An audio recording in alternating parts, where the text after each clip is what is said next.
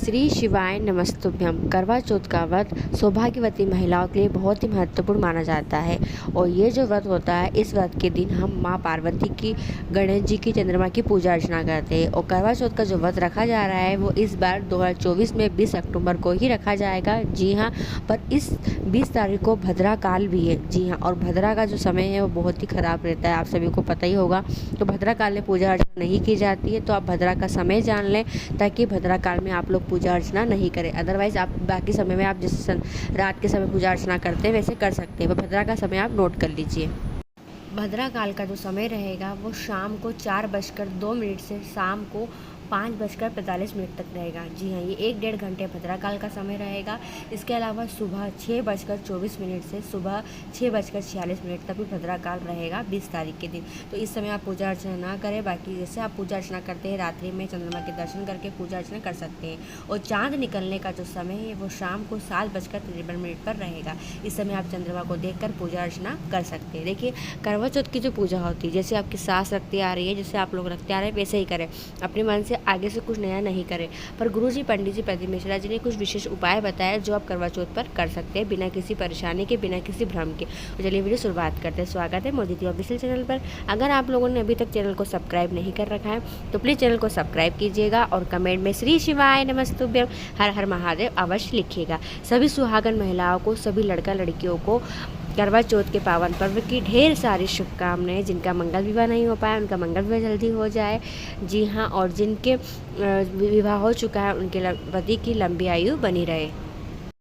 गुरुजी, पंडित जी, प्रदीप मिश्रा जी ने कहा है, अगर नारी करवा चौथ के दिन यह उपाय कर लेती है, जी हाँ, यह उपाय कर लेती है तो उसका अखंड सौभाग्य बना रहता है। जी हाँ, यानी पति की लंबी आयु होती है, पति की तरक्की होती है, पति की उन्नति होती है, साथ में नारी कभी वेदा भी नहीं होती, कभी विधवा नहीं होती है। तो ये आप क्या करना क्या है, आपको करवा चौथ के दिन आपने व्रत रखा हो चाहे नहीं रखा हो, आपको इन 8 वस्तुओं का दान करना है। और किसको दान देना है?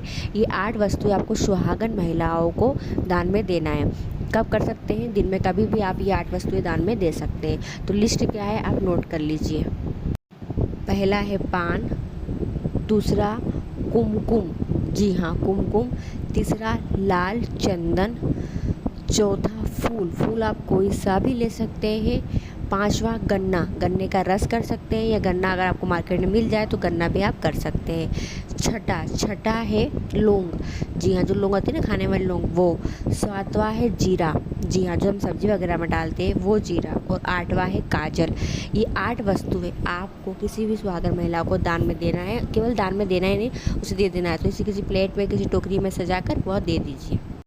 दूसरा उपाय, जिन बच्चा या बच्चों का मंगल विवाह नहीं हो रहा है, जिसके विवाह में बाधाएं आ रही, विवाह के योग नहीं लग पा रहे हैं, तो चतुर्थी तिथि के दिन यानी कि करवा चौथ के दिन आप यह विशेष उपाय अवश्य कीजिएगा और आपका विवाह पक्का होगा ही होगा। करना क्या है, आपको लेना है लाल कुमकुम, जी हाँ, लाल कुमकुम और एक लाल पुष्प। ये उपाय आपने पहले किया है, अच्छी बात है, पर यह उपाय करवा चौथ के दिन अवश्य कीजिएगा। करेंगे क्या, आपको जाना है लाल कुमकुम और फूल लेकर महादेव की सबसे छोटी पुत्री माँ अशोक सुंदरी के स्थान पर लाल कुमकुम की एक बिंदी लगा देना है। जी हाँ, माँ अशोक सुंदरी के स्थान पर लाल कुमकुम की एक बिंदी लगा दीजिए। बिंदी लगाने के बाद आपको लाल पुष्प भी उसी बिंदी के ऊपर समर्पित कर देना है। और पुष्प समर्पित कर देने के बाद आपको करना क्या है, जो बिंदी लगाई है उस बिंदी में थोड़ा सा कुमकुम लेकर अपने मस्तिष्क पर लगा लीजिए, या उसके मस्तिष्क पर लगा दीजिए जिनका मंगल विवाह नहीं हो रहा है। तो ये विशेष उपाय मंगल विवाह के लिए जो करवा चौथ के दिन किया जाता है। तीसरा उपाय, जिनकी नौकरी नहीं लग पा रही है, जी हाँ, धन संपदा की कमी है, नौकरी नहीं लग पा रही, तरक्की नहीं हो रही है, उन्नति नहीं हो रही है, चतुर्थी तिथि के दिन आप यह विशेष उपाय अवश्य कीजिएगा। जी हाँ, आपको लेना है 7 समय पत्र। कितने समय पत्र? 7 समय पत्र। और आपको लेना है एक गोल बाधे का घी का दीपक। जी हाँ, ये लेकर आपको शिवालय जाना है, क्योंकि देखो चतुर्थी के दिन चौथ माता की पूजा होती है, गणेश जी की पूजा होती है, गौरी शंकर की पूजा होती है और चंद्रमा की पूजा होती है। तो चतुर्थी बहुत ही खास और विशेष होती है। तो आपको क्या करना है, शिवालय जाना है। शिवालय पहुंचकर सबसे पहले आपको महादेव का जो शिवलिंग रखा रहता है, जलाधारी जो रहता है, उसके राइट हैंड तरफ होता है गणेश जी का स्थान। गणेश जी के स्थान पर आपको 5 समय पत्र समर्पित करना है। कितनी? 5 समय पत्र। और ठीक इसके अपोजिट, जी हाँ, ठीक इसके अपोजिट होता है कार्तिक भगवान का स्थान आप सभी को तो पता ही है वैसे तो। जी हाँ, तो करना क्या है, गणेश जी के स्थान पर 5 समी पत्र समर्पित कर दीजिए और आपको लेना है 3 समी पत्र। जी हाँ, 3 समी पत्र शिवलिंग के ऊपर समर्पित करना है।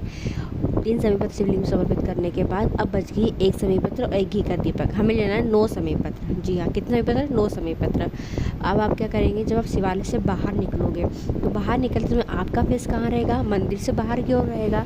तो जब मंदिर से बाहर की ओर फेस रहेगा तो जो आपका उल्टा हाथ पड़ेगा उस उल्टे हाथ तरफ आपको मंदिर की चौखट पर, जी हाँ शिवालय की चौखट पर समी पत्र को रख देना है और जो घी का दीपक लेकर गए हैं उस दीपक को प्रज्वलित कर देना है मयूर ध्वज गणेश जी का नाम लेकर।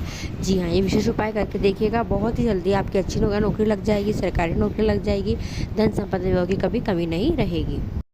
चौथा उपाय देखिए, करवा चौथ के दिन चंद्रमा के दर्शन करने का अलग ही महत्व है। जी हाँ, हम रोज़ चंद्रमा दर्शन करते हैं वो बात अलग होती है, करवा चौथ के दिन अगर हम चंद्रमा के दर्शन करते हैं तो उसका अलग ही महत्व रहता है। तो करना क्या है, आपको करवा चौथ के दिन, जी हाँ, चंद्रमा को अर्घ देना है। चाहे विवाह हो चाहे नहीं हो, लड़का हो लड़की हो कोई भी हो, अपनी मनोकामना बोलकर चंद्रमा को अर्घ दे और अपनी मनोकामना चंद्रमा से कहे। ये शीघ्र मनोकामना पूर्ति उपाय है जो आपको चतुर्थी तिथि के दिन तो करना ही चाहिए। केवल एक ऐसी चतुर्थी आती है जो गणेश जी बैठते हैं उस समय चंद्रमा के दर्शन नहीं किए जाते हैं, पर ये चतुर्थी आती है करवा चौथ की, इस दिन हम चंद्रमा के दर्शन कर सकते हैं और अपनी मनोकामना चंद्रमा से कह सकते हैं। इस वीडियो का आखिरी और अंतिम उपाय देखिए, कार्तिक का पावन महीना चल रहा है और कार्तिक के महीने को निकले हुए 3 दिन हो गए हैं, चतुर्थी तिथि आ गई है। अगर आपने अभी तक यह उपाय नहीं किया है तो करना शुरुआत करो। यह शीघ्र मनोकामना पूर्ति उपाय है जो अपने घर पर ही किया। जीवन में बहुत दुख है, बहुत संकट है, बहुत परेशानी, कोई भी आपका कार्य नहीं होता है और आप बहुत परेशान से हो गए हैं तो कार्तिक के पावन महीने में यह उपाय अपने घर पर अवश्य करो। जी हाँ, क्या करना है, आपको 2 दीपक तैयार करना है, घी के गोल बाती के, आप वीडियो में देखकर भी समझ सकते हैं। 2 दीपक माटी के, उसमें घी भरिएगा, 2 गोल बाती रखिएगा और दोनों ही दीपक में एक एक कमल गट्टा आपको डालना है। जी हाँ, प्रश्न यह आता है कि दीदी ये दीपक तो हमें रोज़ लगाना है। जी हाँ, इस दीपक को रोज़ लगाना है।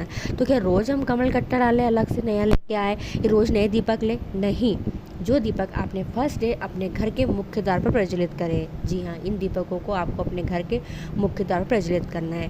तो जो आपने दीपक फर्स्ट डे अपने घर के मुख्य द्वार प्रज्वलित किए हैं लेफ्ट साइड और राइट साइड, उन्हीं दीपक को अगले दिन फिर घी भर के बाती रख कर और वही कमल गट्टे उपयोग में आप ले सकते हो। जी हाँ, ऐसा नहीं है कि रोज़ आपको नए कमल गट्टे लेकर आना है, रोज़ नए दीपक लेकर आना है, नहीं, आपको ये दीपक रोज़ लगाना है शाम को प्रदोष काल में और पूरे कार्तिक महीने में, यानी 15 नवंबर तक। जी हाँ, तारीख नोट कर लो, 15 नवंबर तक आपको लगातार रोज़ शाम के समय अपने घर के बाहर जो आपका घर का मेन गेट पड़ता है वहाँ पर 2 दीपक प्रज्वलित करना है कमल गट्टे डालकर।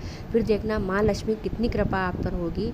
महादेव रोज़ प्रतिदिन प्रदोष काल में भ्रमण के लिए निकलते हैं और पूरा कुबेर खजाना महादेव के पास है। जी हाँ, सारे देवी देवता महादेव के पास ही विराजमान है। तो महादेव को मनाना है, महादेव को अपने घर बुलाएंगे तो सभी लोग आपके घर आएंगे, यानी आपकी सारी समस्याएं दूर होगी। तो ये विशेष उपाय है जो आपको कार्तिक के पूरे महीने में करना है।